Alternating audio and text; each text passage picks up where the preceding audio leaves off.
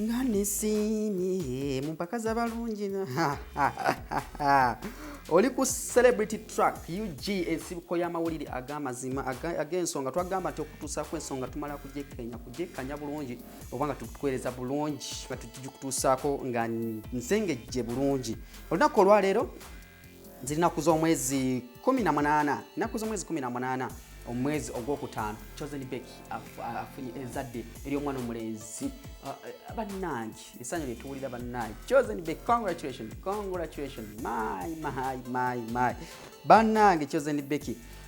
twalaba last week yavayo nakongratulatinga Juliana Kanyomozi n'essanyu lingi namukongratulatinga Juliana Kanyomozi kubale kutuuka ku kkula lino namwozayeza so nakolwalira akawungezi ka leero Chosen Becky asumulukuse bulungi bambi azadde bulungi yeno omwana bali mu mbeera nnungi wetwogerera naye nga butugwerera amawulire gano ku celebrity track embeera yo Chosen Becky interview gyesomba okukola naffe ku celebrity track aline Alan Cruz ne banyumyamu ku nsonga ezimu ezaali awo naye nga Chosen Becky embeera gyalimu nagamba tubangamba nti olubuto lwange biki nze sifuddeeyo naye nga Mukama Katonda olunaku olwaleero bambi yanukudde esaala ze bambi asumulukuse bulungi talongoseddwa bambi ye n'omwana bali mu mbeera nnungi Chosen Becky bambi ye muyimbi omukyala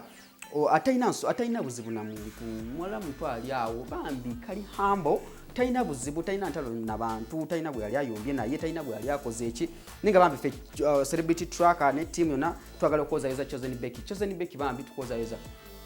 yavudde kwawo abadde abuliddemu Katonda wa ku siini naye abadde akomyewo ng'asituse mu mwaka gutandikidde ngenda projects ez'enjawulo zatandise okufulumya na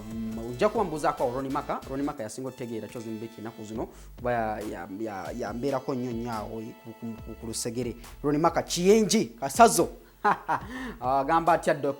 atya James Proper naye nga mwebale okubanga omusabire Chosen Becky banaye bafani baffe bonna basubscribe track ne basubscribers baffe mwenna Chosen Becky waffe bambi omulungi asobola okusa bulungi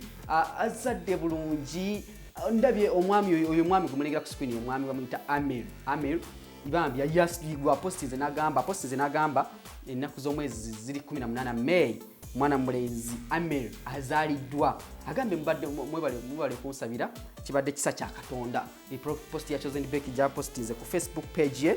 bambi nga tusiima ffe abawagizi be n'okubanga muteeramu essaala kubanga asumulukuse bulungi Chosen Becky tukuwozayoza ebirungi biri mu maaso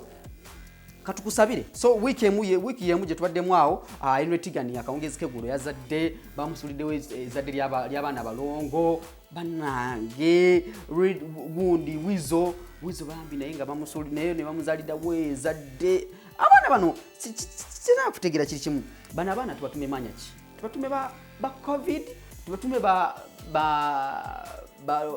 lockdown tubatume ba curfew watu waite 2020 kugamba wa 2020 so Chosen Becky tukozaiza bambi kwanga osumulukuse bulungi omukama akusabire omwana abere bulungi buli kimu kiwedde bulungi naye nga tujja kwata otuusaako gye bujja twatuuse ku 1-on-1 ya Chosen Becky nga tubulira how she feels n'omwana nga bwali ne taata w'omwana mumulabye mu bifaananyi ogenda ku Facebook page ye ojja kubanga olaba omwami gwayita Amir kwali ku Facebook page ya Chosen Becky. Welcome to the new world baby Amir nagamba ku Instagram mbasa Divorce Matovu, ku Facebook mbera Divorce Matovu, ku Twitter ati Divorce Matovu ojja kwanga onfuna bulungi bannange tuline channel waliwo link eri awo wansaawo